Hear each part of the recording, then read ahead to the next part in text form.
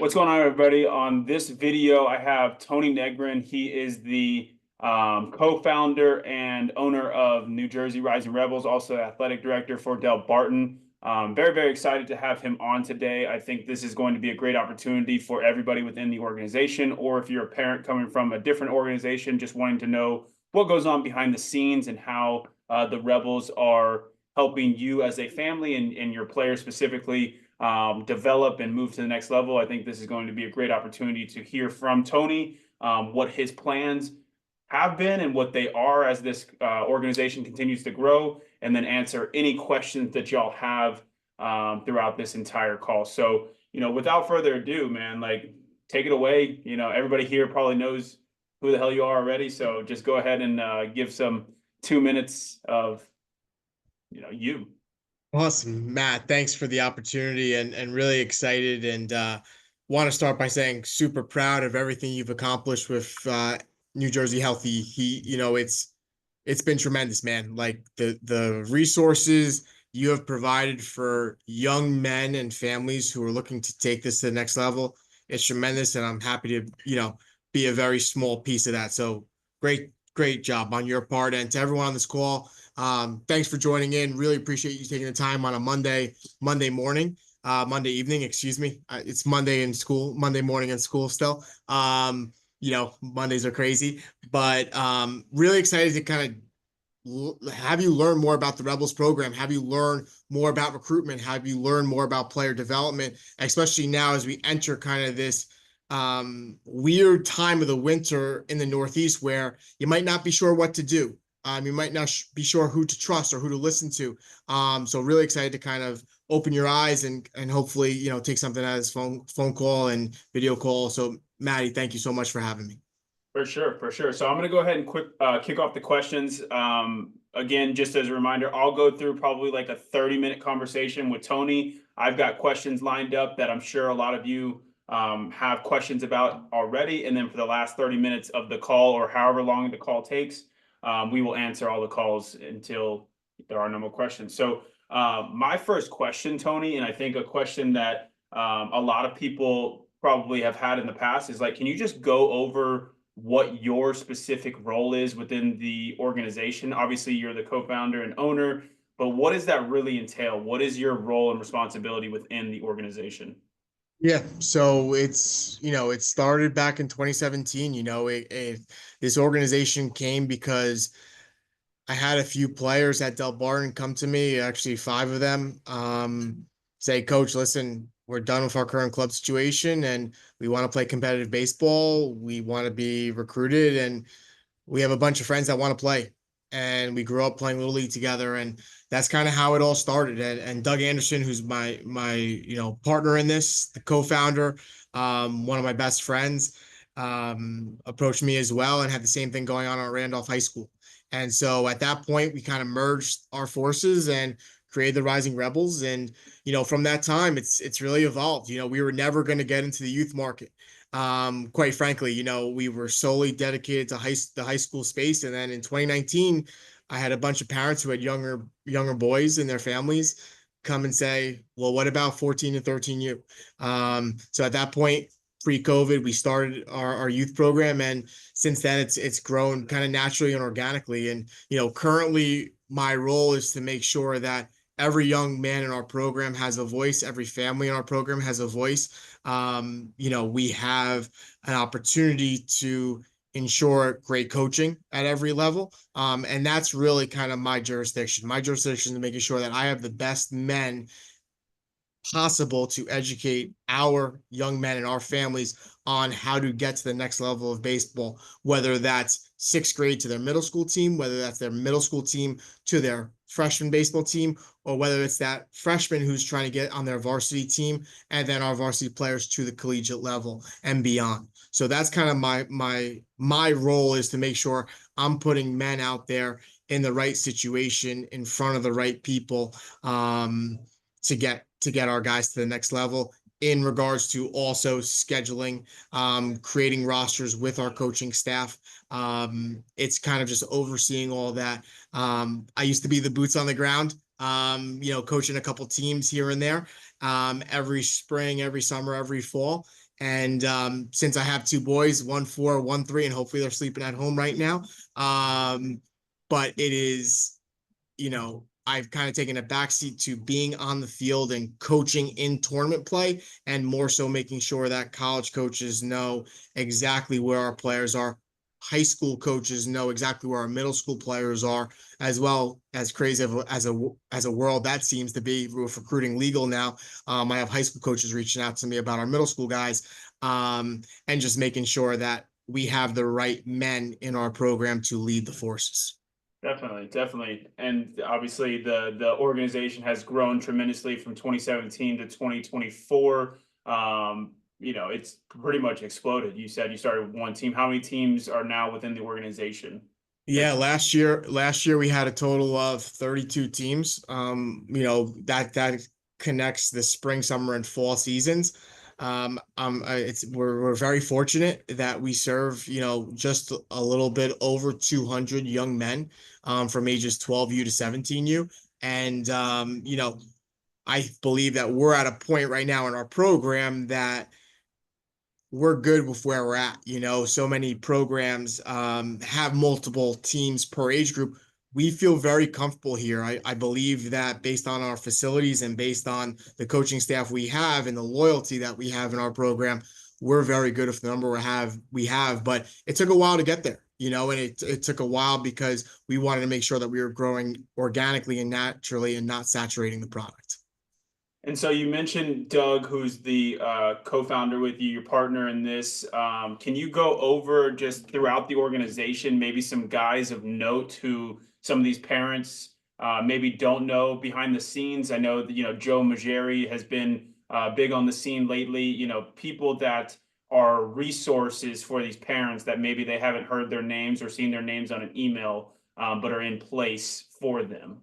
Yes, absolutely. So Doug Anderson is really our director of operations. So he handles everything financially for our program. Joe Mageri, our high school director, Mike Wolmer, our youth director, yourself, as director of player development for our program. Tommy Goodman, your right hand man on the in the dugout, director of making sure that our program continues to look beyond what we are, get on that national scene. And then we have other guys like Justin Matias, who's the head coach of Sparta High School, who is, involved with the college recruitment piece as well. We have Danny McDonald, who oversees all of our pitching programs, and make sure that our coaches, at the youth and high school level are following proper pitching protocol. We also have Kenny Anderson, who's our director of kind of baseball programs in the winter. He runs all of our winter programs with a fine-tooth comb. Those are really the main stable of guys. And without them, we would be nothing as an organization. But without our coaches as well, we would be nothing. And I think it's, we have a bunch of high level coaches that pour their heart and soul. And I think, it's very, easy to, always blame a coach and always kind of take it out on a coach. But our coaches travel to the end of the earth with our players and families, going down to Georgia, going to Florida, going up to Boston, going down on a random weekend to Virginia or Maryland, and they give up their family time. And I have very loyal coaches and all coaches who are pretty much educators. And that was something that when I started this program with Doug, we wanted to make sure we had educators on our staff who fully understand how to develop leaders in boys. So that's kind of, Maddie, I hope that answers your question. That's kind of the pull the curtain back a little bit more on the people involved. Definitely, definitely. And so from your point of view and from like how you built the organization, what is it and how is it that this organization is helping players transition from middle school to high school and then high school to college? I think maybe we'll start with the middle school first and then we can progress because I think the high school will take on more questions because of the recruiting, all of that stuff. Sure. I think it's practice oriented, from middle school to high school. I really believe that. I believe that, that's something that was always a main staple of our program is that we actually practice. We have 2 practices a week from that second week of March till the summer season ends. And then throughout the fall season, the one area of complaint that, I was hearing from my players back in the day was we just show up to tournaments, we just play. And it was kind of like a bunch of hired mercenaries just going out there, showing up on game day and playing the game. And they were talented ball players, but it takes more than that to make a competitive team. So we practice. That's the biggest thing. And we push our guys during practice, and we treat our practices like any varsity high school practice in the state of New Jersey. So that's middle school to high school. In addition to that, it's all about competitive tournament schedules. And I've told guys and families over the years that, no one's going to remember winning a 13U or 14U perfect game tournament. You're going to be remembering winning your high school championship, state championship. And even though we may struggle at 13, 14U in these, major division perfect game tournaments initially, we are going to get to a point where by the time you're 16, 17, 18 competing for a state championship, maybe you will remember that time you struggled. And it's all about the journey for us. It's not about, immediate gratification or results. It's about the journey. And for the guys who've been in our program, they understand that we're going to push you to the brink early on in age when you join us, and it's going to pay dividends by the time you graduate us. And then from high school to college, what does that look like as far as how the Rebels are preparing? Yeah, it's a lot of mental, Matt. It's a lot of the guys in our program want to play at the collegiate level, whether it's Division 1, 2, 3, JUCO, and we've had a few pro guys come through, and it's all about preparing them mentally, and it's about preparing them and their families through the constant communication we have via email, via phone call. We want to always make sure that families know our doors are open. And whenever a family has a conversation with us, we invite the young man to have that conversation and be present for that, because we're trying to mentally prepare him. We are not in the business to tell a young man, you're going to Vanderbilt. Yes, you want to go there and you're going to get committed by Vanderbilt. If you're good enough, we're going to do everything we can to get you in front of, Coach Blankmeyer, who I knew was on one of your calls a few weeks ago. We're going to do everything in our power to do that. But if you're not Vanderbilt material, we're going to tell you, hey, you're not there quite yet. Here's what you have to do to get there. But in the meantime, let's focus on that. So that's the mental side. On the physical side, we're still going to prepare for practice. We're going to still practice twice a week. We're still going to train you in that regard, and we're still going to have you compete at the highest level in tournament play. I mean, we are not afraid of any competition. We're not afraid to go down to Georgia or Florida, up to Boston. And this summer, we're hoping that, we're going to go take our talents, to campuses like Northwestern, Notre Dame, and Vanderbilt in themselves. So that's one thing. We've never been shy, because one thing about our program is that our young men and our families are committed to excellence, and we always want to provide the best product for them. Definitely. So you've mentioned the tournament play and the different school campuses that some of these teams are going to have the opportunity to go play at. I think when I've been coaching so far, some of the questions that I get are, how are the tournaments being selected? What does that process really look like? And, if you wouldn't mind just sharing to the group, what goes into making all of these decisions. A schedule doesn't just appear out of thin air. Obviously there's a ton of calls that have to be made, a ton of organization. So now's an opportunity to just share all of that. Sure. And I could go very much in detail about the high school, scheduling process, where it starts in the summer, believe it or not. It starts when, the young men or a high school program are actually playing summer baseball. It's about myself or, Coach Anderson or Coach Majeri reaching out to college coaches who are trying to plan their recruitment periods for next summer already.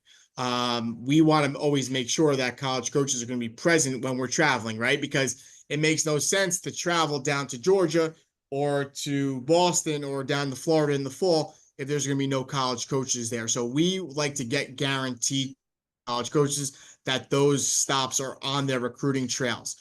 So once we have those in place and those kind of verbal commitments from college coaches in relationships that we've, kind of stewarded, and relationships we're very fortunate of having over the past few years and have built, then we start building out those tournament schedules. And, a staple has been the Boston Open run by Prospect Select. And that's a staple because 50% of the guys who've committed to college programs have committed because of that tournament. And we know that there are always going to be 100 to 120 college coaches and schools in that vicinity waiting for that Rebel schedule to come out. We go down to PBR Georgia because we know that, quite frankly, that is a more attended event because of the centralized location of Lake Point than a perfect game tournament in Georgia.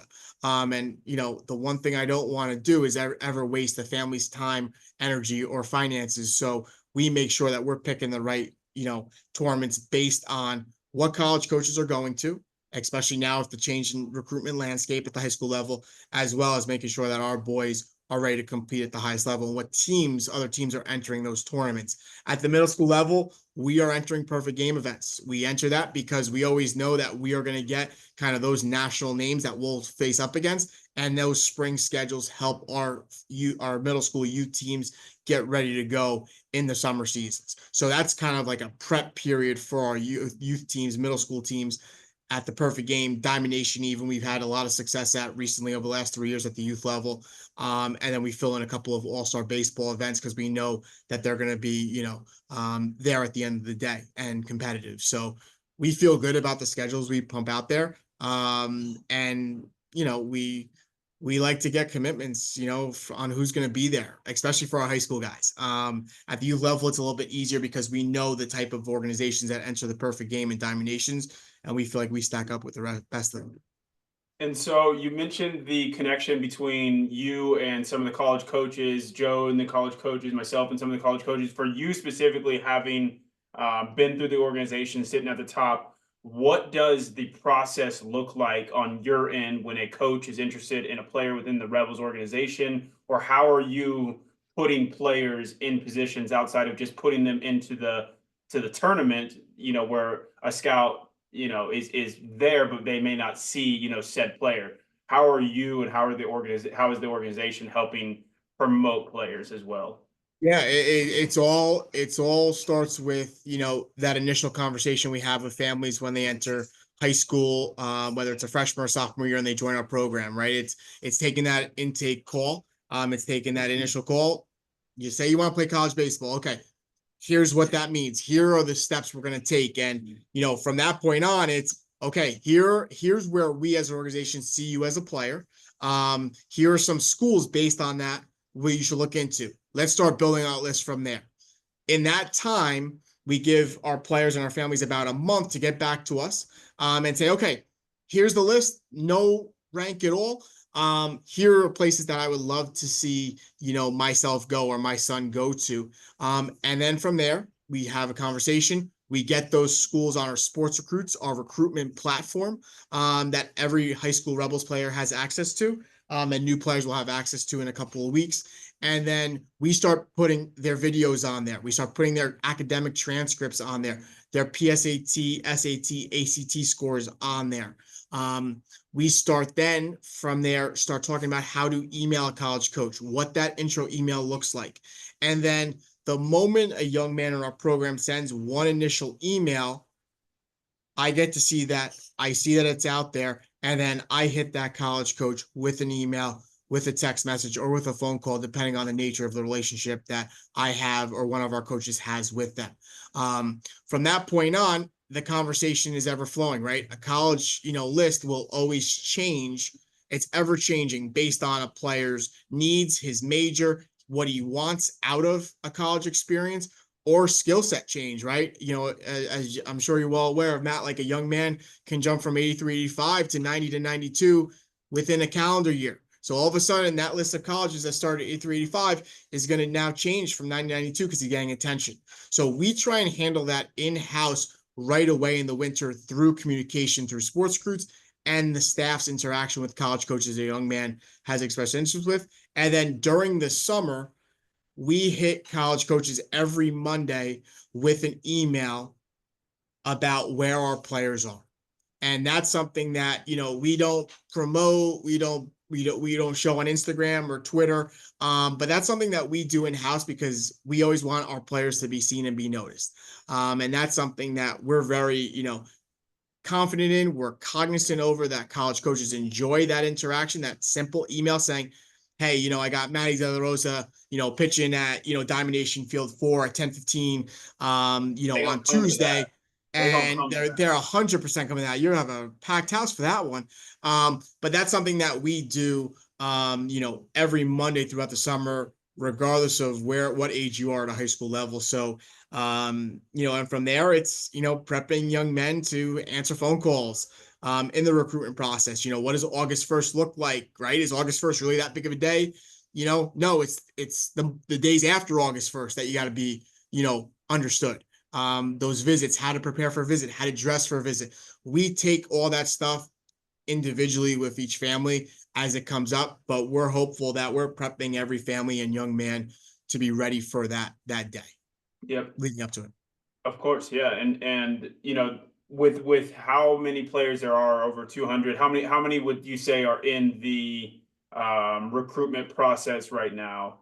Or like, I guess they're freshmen. How many from freshman to 17U would you say we have? I would say, right now our breakdown is pretty even. It's a pretty even split from high school to youth, which is intentional. It's about 100 to 100. And I would say that all of our high school guys, are pretty into it. They're pretty into it. I would say more deep in than the others. Um, but I would say out of those 100, I'd say about 60 young men are very deep into it. We have about 20 that are just starting, and we have another 20 that we have to onboard, because they're new players to our program. And, we're working hard to onboard them, and we're hoping to do that by the end of this month of December. So players get into the program, they feel like, this is going to be a great opportunity, a great organization. But, speaking from experience myself, having gone through an organization, I felt a little uneasy reaching out to the guy who was in charge. My parents didn't know any better. I didn't have a brother going through the recruitment process. I was just like, okay, like this organization, I'm paying this money to come into here, like they'll help me. What should they be doing? Like, how do they reach out to you? In what capacity do they reach out to you? Maybe it's a kid that doesn't have attention yet, but is their time is starting to tick on them, but they just don't know what to do. What do they do? Yeah, so that's a great question, and that first, email is going to be once they get onboarded onto Sports Recruits. So once Sports Recruits gets them, and they have, all their email addresses, information, grad class, whether he bats lefty or righty, throws righty or lefty, any new player, once he gets that, I will be reaching out to initiate that conversation, right? And I hear you. I was one of those guys as a sophomore who finally decided, like, I'm 5'6". I'm not playing basketball in college. My only hope to play is college baseball, and I'm going to go forward with that. So I reached out to my travel coach at the time. Club ball wasn't really a big thing in New York at the time, so it was my travel guy.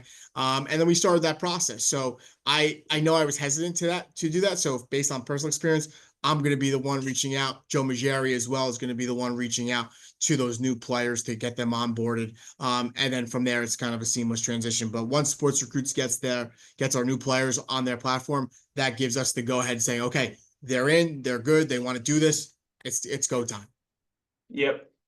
So obviously you're extremely busy with everything that you have going on within Delbarton and the Rebels and people. You're trying your best to do both. I hope people understand that like all you're trying to do is just help as many young men progress in their lives as possible. However, again, you're only one man. How do people where should they be reaching out? Should they be reaching out to Tony at the Rebels? Should they be reaching out to info at New Jersey Rising Rebels? Like, where do they go to get their questions answered? I don't know if some of these people know like the exact place to just constantly turn to if they have questions. It's a great question. And I got into education for a reason, 12 years ago, and that's to help young men. Is to help young men achieve their dreams. So, regardless of the craziness of my schedule and, you know, the work and kind of the BS that comes with dealing with, coaches, internally and externally, with my job, I'm always going to respond to a player and a family, whether that's right away or hopefully within 24 to 48 hours.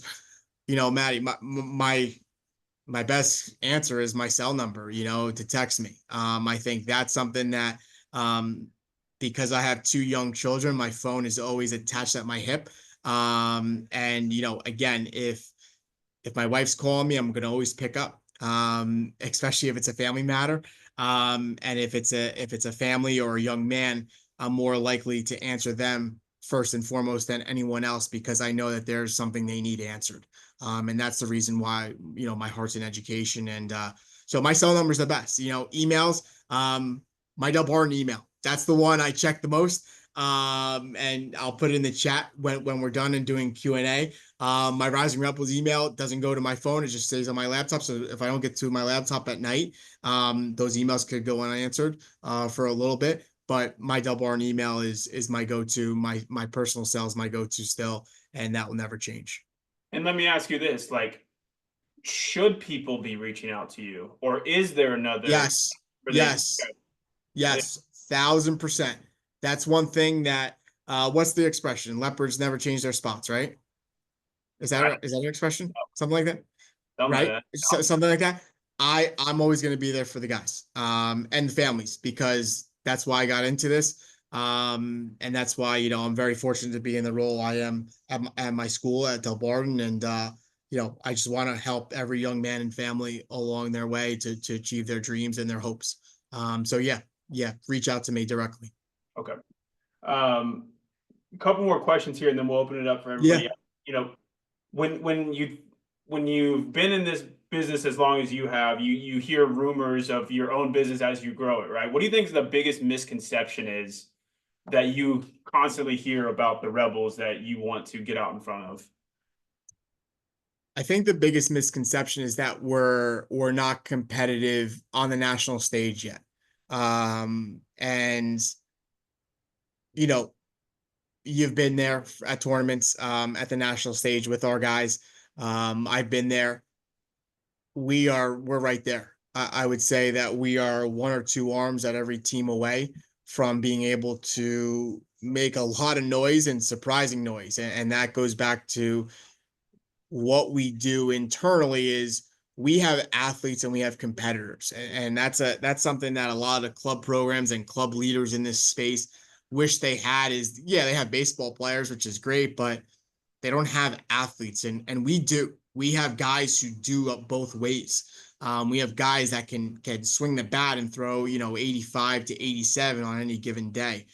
So I think that's one of the biggest things is, well, I'm going to look at this X club because they play a national schedule where we pretty much go to the same stuff. And we compete. We might not get out of pool play, but we're very close to it. Or we might get out of pool play, but get bounced first round of bracket play. We're right there. And I think that we are one or two arms away at every age group to really, again, make noise. And I think that's the one thing is, a lot of families right now are saying, or kids that are trying to come to our program are saying that they have misconceptions about, the national programs. We're right there. And I feel very strongly about that. And then one of the another misconception that I'm sure you've heard 1,000 times, but just want to be able to give you the opportunity to get out in front of that one as well is like, hey, this program is built for people to go to Delbarton. I think that the school is, a great school. It's obviously a great baseball school, and you find players who are talented, but this has grown far from that. So how is it that the organization is structured now to kind of get away from that?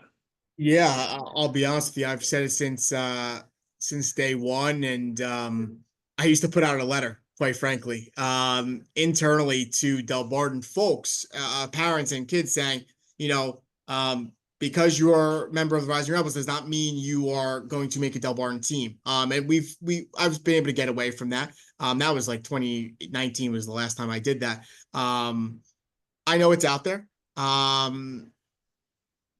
It doesn't help, it doesn't hurt, but the one thing it does is it provides a competitive environment for a young man to play baseball. It just so happens to be practicing at Delbarton. It is, it by no means a feeder program to Delbarton School. The minority of our players in our program of those, a little bit over 200 are Delbarton School young men. The majority are from public schools from Essex County, Hudson County, Bergen County, Morris County, Hunterdon County, and then a few out-of-staters. Again, I can't sit here though and say that, sure, does it hurt you playing for the Rebels if you want to go to Delbarton? No, it doesn't hurt at all. It gives you an insight into how we do things at Delbarton, which is great. And if you like that, then you're gonna feel free to apply. But that by no stretch of the matter, doesn't mean admission to Delbarton or denial from Delbarton in either fashion. It's Delbarton's Delbarton. You're gonna apply, and the best young men get in. Regardless of what club baseball, club hockey, club soccer team they play for, whatever the case is. Definitely. Last question for me is, where is it that this organization is headed in your eyes in the next couple of years? Where are people following, the group towards? I'll tell you this, we're very fortunate in our classes of specifically our 27 and 28s, our current sophomores and freshmen, to have a number of Power Four conference players there, which we're really excited about, which is why our schedules are the best that they've ever been. So we're very fortunate in that regard. So getting to that next level and getting those kids to, irregular, I should say, ACC or SEC schools that we've never sent kids before. That's number one. Number two is to make sure that at every age group, we have those 1 to 2 more arms to go compete for a national championship down in Georgia, down in Florida, maybe even down in Arizona if you want to take a team out there, Maddie. But that's something that we're hoping for. And at the end of the day, it's just continue to not necessarily grow this organically, but build upon what has been grown organically, and to offer a lot more kind of intimate hitting sessions, fielding sessions, defensive sessions, in season. Kind of that's what we're looking at right now, where we can kind of maybe expand past that 2 days of practice a week and offer a pitching class on that third day, a defensive class on that third day of practice during the week, because we have parents who are eager to get their young men in front of our coaches, and we just want to always supply that. Right. That kind of wraps it up for me and my questions that I have. I know that there's probably ample amount of questions from players, parents, who's ever in here. If you want to go ahead and just raise your hand, I can call on you in the group. If you want to go ahead and just write them in a chat, I can ask them. But this is y'all's time to get your questions asked and answered. So yeah, I'm gonna open up the floor. Awesome.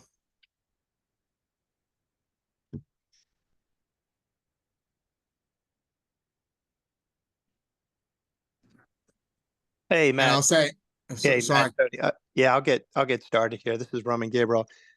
Just a question around teen camps. For those who the colleges who host them. I know the Rising Rebels will participate in some of those, but I'm just curious, kind of, what are you guys looking for in team camps?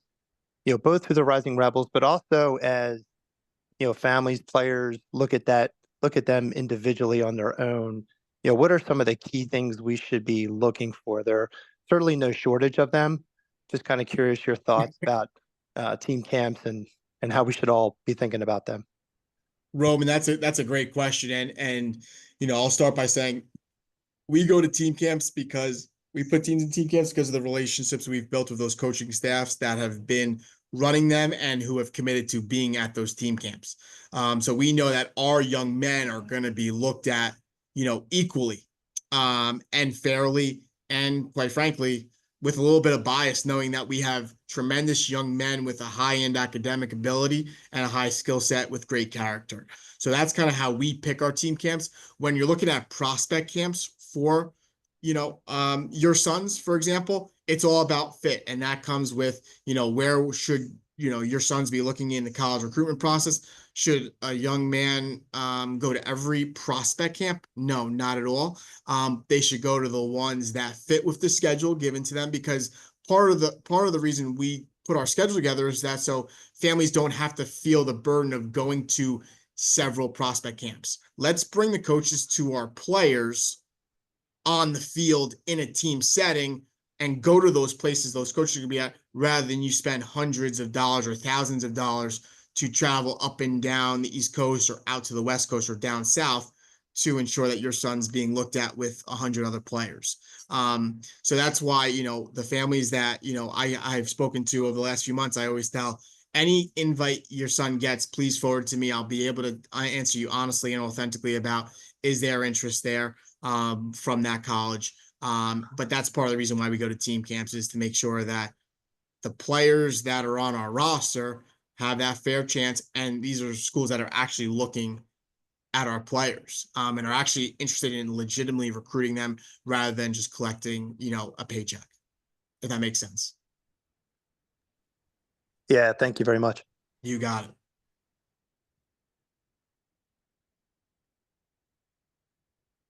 Next question, anybody have? And also I'll say to everyone here too, I'll put, is the chat available? I'll put my cell number in here, Maddie, as well, if that's okay. Yep. All right. And obviously any personal questions can go directly to me. And I'll put my Delbarton email address as well. And I'll just put everyone should have this one, but I'll put this one in as well. Okay. 3 ways of contacting me.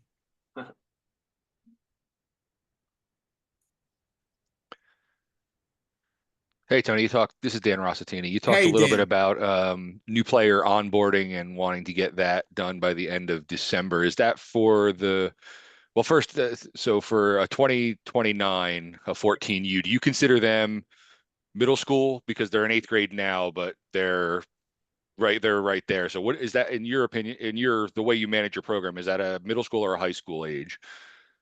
It's a great question, Dan. And so for the spring, we consider that middle school, but then what we will do is by the end of the summer season, we'll onboard you so that you're prepped ready before freshman year. Starts in September.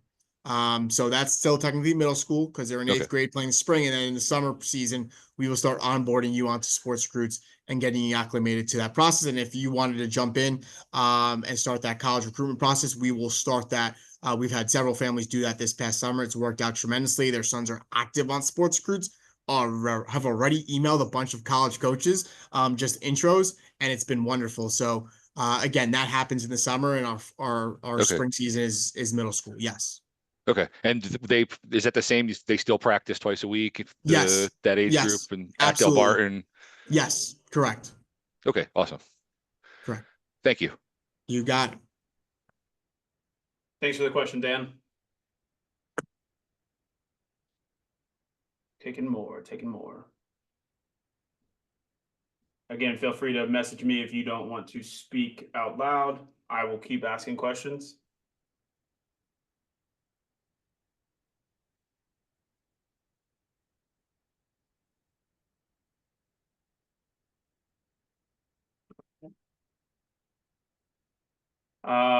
So winter training here. So somebody's got a question about winter training. Can you talk through what winter training is, what goes into winter training, how all of that gets divvied out and organized? Yes, Maddie, I gotta move to a different room. You give me 1 second. 1 second, please. Thank you. Y'all are stuck with me. Juan Soto. Matt, with the with Tony taking a minute, what's the relationship between NJ Healthy Heat and NJ Rising Rebels? Nothing really. I started my own business. I'm a coach that came in, and then I started to help out in a You're a different coach in the aspect. program as well, and then you Yes, have sir. the Yes, NJ sir. Healthy Heat is your training and It's my coaching. own business. Yes, sir. I've been fortunate to work with kids that, I work with within the NJ Rising Rebels. And then I also work with kids just from all over different places across the country, high school, college, anything like that. So no real Excellent. relationship, to be honest, other than I just happen to coach there and I started. Excellent. Thanks. Okay, I'm back. Sorry. Winter training. Winter Right, Maddie? training. So yeah, what goes into it? How is it organized? That's all they said is, can you talk more about winter training? So I'm paraphrasing or just making up questions here, but what all goes into it?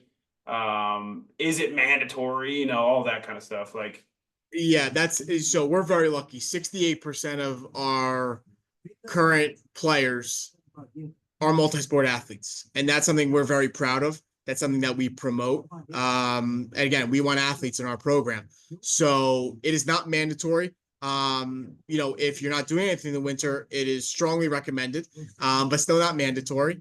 And we want to always make sure that we're providing the best reps for every young man here in our program. So, Danny McDonald's been doing the pitching class on Sundays for, the last 5 years. It's tremendous. He's not worried about making sure of anything except that you're game ready by the second week of March.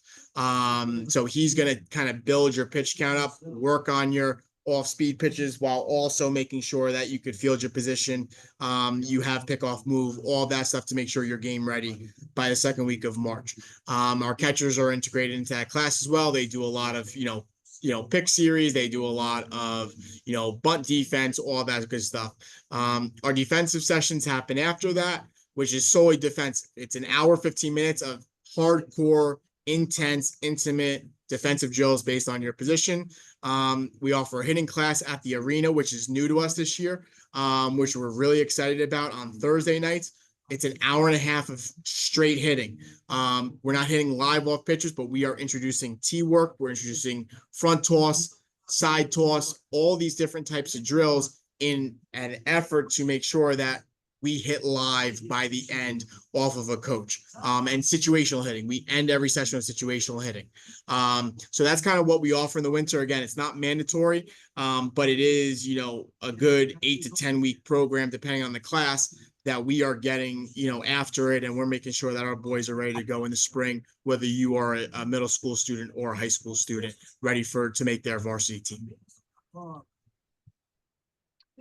And with the arena talk here, not that you have to get like crazy specific with all of that, but I think one of the things that I've heard from parents and players is, obviously as the organization grows, space becomes limited.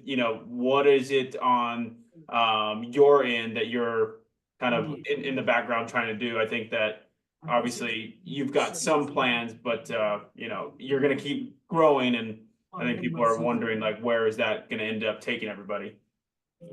Hopefully to a new facility, one that we could call, I think that the name New Jersey Healthy Eat, and New Jersey Rising Rebels, home arena would be certainly nice.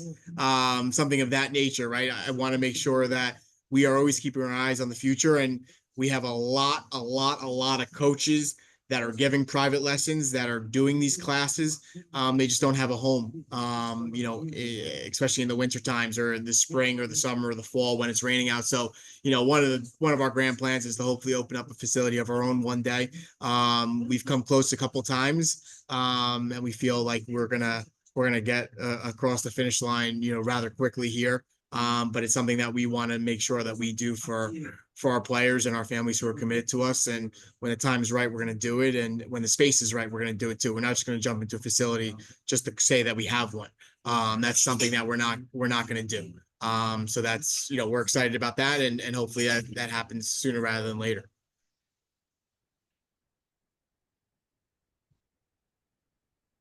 Any other questions from anybody out there?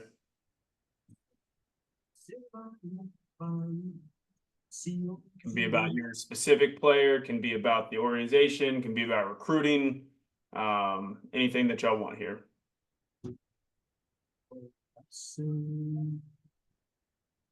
Y'all letting this man off the hook easy. You getting off easy here, Tony. All right. Well, I got one. Yeah, here we go. I got one too. Oh, you got one? I see in the chat. Can we talk? What do you see? No, I see my son's a reclass of 2029 student. How do you manage him to participate in tournaments like USABL tournaments?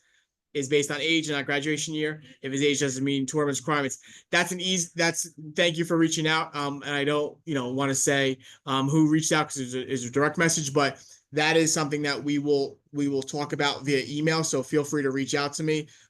We have kind of those initial conversations as as a coaching staff once the new year hits. But basically for your son, we will make sure that we alter his schedule to ensure he's at perfect game events every weekend. Diamond Nation has even gone the graduation class route. Even though their website says that they have not, they have with new ownership there. So we can discuss that, as the new year comes about. But your son's in good hands. He's going to play a full schedule, if not, even more of a schedule than what's out there for him already. All right, so I got 2 questions that have come in, 3 questions now that have come in. Okay. So can we talk about what's expected typically during a week, during training, that individuals should be doing outside of team practices? So what should individuals be doing on a weekly basis outside of just their routine team practice? Play for your middle school team if you're a middle schooler. Play for your high school team if you're a high schooler. We are big advocates of your school teams. We want you to represent those schools. If you're speaking about private stuff, totally on board. Stick with the gentleman or the woman who's gotten you to this point. Do not feel bashful about making sure that you got to go to somebody else because a teammate goes to that person. Stay true to who you are. You got Matt on here, right? If you're unhappy or you're looking for a change, go to Matt. Matt has done wonders for our guys and our kids on our program. In all aspects, not just pitching either, like defensively in addition to that. But we're looking for, the weight room as well, especially if you're in high school, right? Just because you're in season does not mean you should stop lifting weights. You should be lifting weights. That's a whole separate conversation. That's probably a 3-hour conversation about how you should lift in season, but hitting the weight room, being physical for baseball players these days is what's going to take you to the next level. Every high school coach and college coach wants a young man who looks good in a uniform. That's my biggest piece of advice is play for your school team, right? If you're seeing your trainers, keep seeing them. If it's working, hit the weight room. That's kind of what should be going in the spring season. Yep. And then for those that don't know, I was fortunate enough to get drafted in 2016, and I wasn't this like big recruit out of high school by any means. I was undersized. I really didn't put in a ton of extra work in. And then in college, I really found out what a weight room was. I really started to understand what nutrition was. I really started to take extra reps on my own. What I'll say is right now, if you're in high school in the off season, you should be lifting in a weight room. General rule of thumb, at least 3 times a week. I know guys that are doing it 4 times a week, and then also doing some form of like sprint rotational work as well. Mixed in there, if you're a position player, 15 minutes a day at something, right? I know it's tough up here in the north with it being so cold. I grew up in the south. We didn't really have to mess with this too much, but you can get in 15 minutes of hacks or 15 minutes of ground balls, like whatever it is, like right now, you just need the reps over and over and over and over again. If you have a son who isn't willing to give 15 minutes of their day or can't find a way to get 15 minutes of time to commit to their game, chances are you probably have somebody who maybe isn't playing because they love it. Maybe they're playing because like they feel like they need to, play for you or play for something else other than their true love for the game. So 15 minutes a day is all it really takes when it comes to your skill work, and then get into the weight room, like Tony said. So another question here, Tony. With lower roster sizes in the transfer portal, how trustworthy are D1 schools? Still very trustworthy. Depends on, the trust you have with your high school coach and your club coaches and our organization. We're never going to set a student up for failure. If there's a school that is interested in your son and they have the habit of going to the portal and cutting kids, as I'm sure a lot of you are seeing now that the winter's upon us, a lot of kids are saying that they're reopening their commitments, or they're going to the portal. On that note, I was talking to one of my buddies who's a D1 coach right now. There's currently 28,000 kids in the portal right now. 28,000.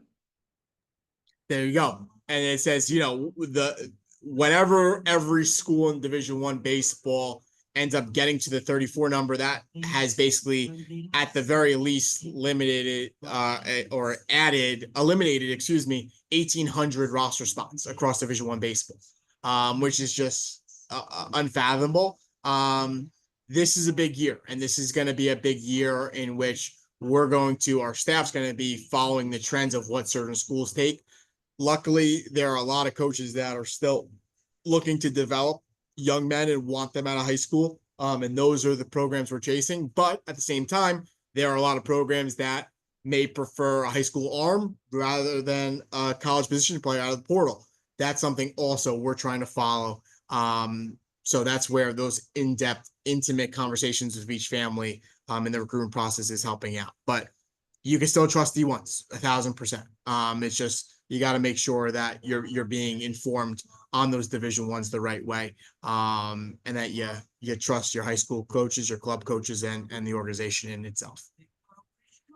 Workouts, hitting every day, supplemental fielding, one-on-one. Should pitchers throw 15 minutes per day, etc.? So I can take this one over for you. So when it comes to working out, so hitting you can do every day. What I would say is you have a routine of some sort.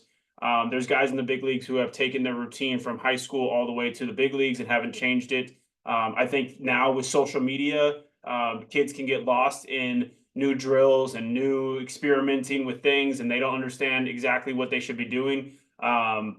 Just find a drill that works for you and that you feel good doing, and do that. Like, don't think that there's all these drills that you're secretly missing out on. When it comes to hitting, in my opinion, like, how good can you get at taking the barrel to the back or barrel to the ball consistently and making good, clean contact? That should be number one. If you can consistently do that, move the ball up and down on a tee. I think most people here in the North are probably hitting off of tees. If you can't get a soft toss or a soft top machine, then one of my favorite drills that somebody could implement just in their backyard, in a cage, or if they have a way to do it inside, is just hitting fungo to yourself and trying to backspin line drives, either up the middle, pull side, backside, whatever it is, trying to hit backspin line drives all over the field. When it comes to fielding, one of my favorite drills that anybody can do is taking a tennis ball and playing wall ball with themselves. I think it gets your feet involved, it gets your hands involved. You can get a ton of reps.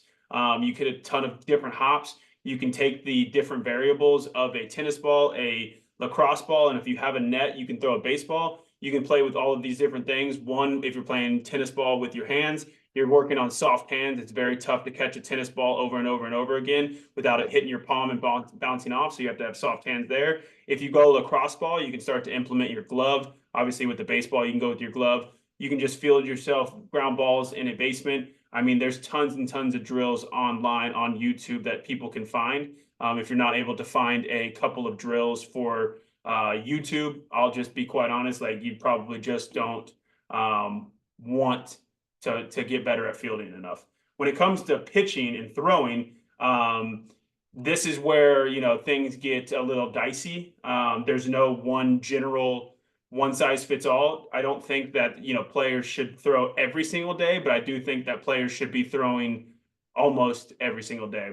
I have, within my guys, they throw, 6 times a week sometimes, but the amount of throws that they're making and the amount and the intensity level is what varies from day to day. What I would recommend is that you don't have your player throw high intensity days back to back, right? So if they're playing a heavy long toss day where they're throwing it as far as they can, they probably don't need to be doing that the next day. They probably need to have a recovery day, giving their body a chance to rebuild and heal itself. I would treat it as such as like a weight room session, right?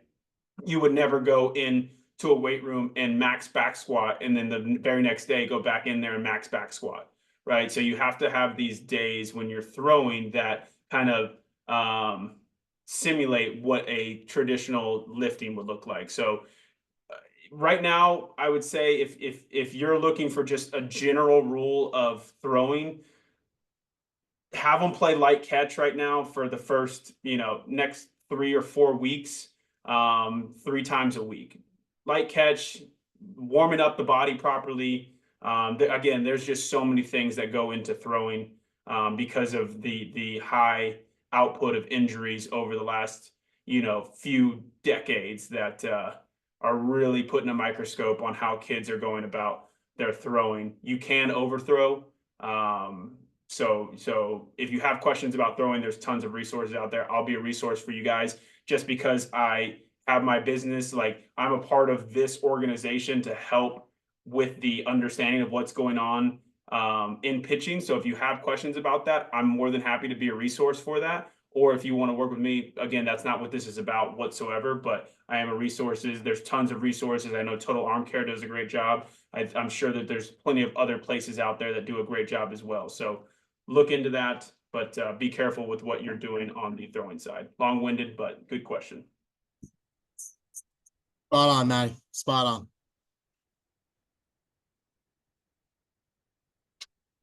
All right. Yeah, any more, Matty? I got one last question here. All right, great.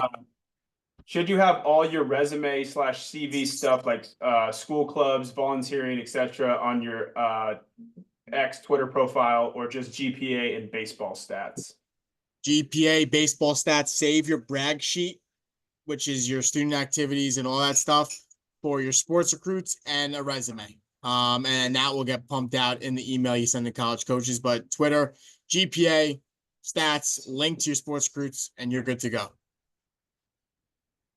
Great.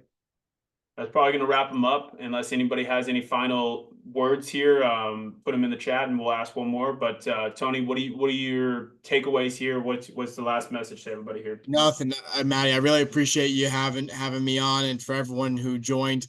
Can't thank you enough for taking an hour out of your Monday night, kick the work week off the right way, and just excited to get this 25 season going. It's been a long winter, it feels like so far, but January 9th, which would be our first winter session, is going to be underway, and looking forward to having fantastic teams out there in 2025, and whatever I can do to help, and whatever resource I can be, just know that my heart's in it for your sons and for your families and to help you guys along the way. So Matt, I can't thank you enough for having me on. You're doing a great job, and I'm excited to be on the next one. Thank you so much. Thank y'all. Everybody have a great rest of your night, and we'll talk to y'all later. Thanks, Matt. Bye.